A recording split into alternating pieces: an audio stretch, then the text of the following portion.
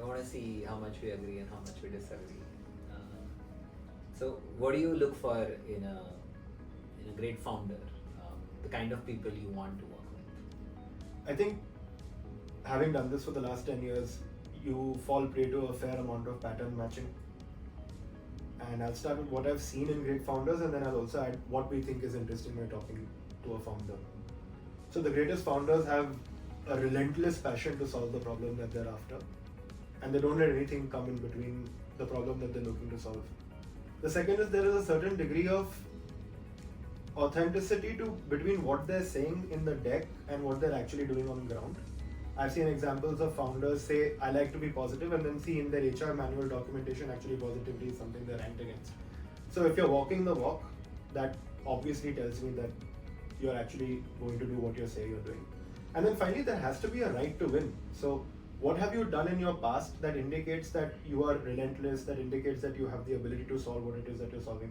Doesn't necessarily have to be that you were in this industry to build for the industry. That's not what I'm saying. It's just that what have you demonstrated in your past to show that you can tackle a problem and solve it? So these are the things that I've seen in founders that have ended up being successful. But over and above that, you're always looking for someone who's excited, who's passionate, who's able to articulate clearly why it is they're solving. If they're able to convince people that are way more senior than they are to join the team, these are all indicators that there's something special going on as a founder. What about you personally? I want to look for somebody who has deep experience or great insights which they've done over the years or acquired. That's definitely the number one thing. Number two is to look for people who want to collaborate, right? Because building together with the studio, we can't be co-founders to people who want to go at it alone.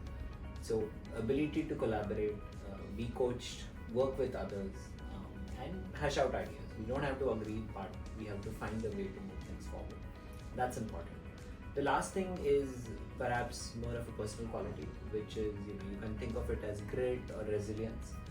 Building a startup is very, very hard, and whatever plans you put on the model or your PPT or you sell to investors, it's not going to work out like that.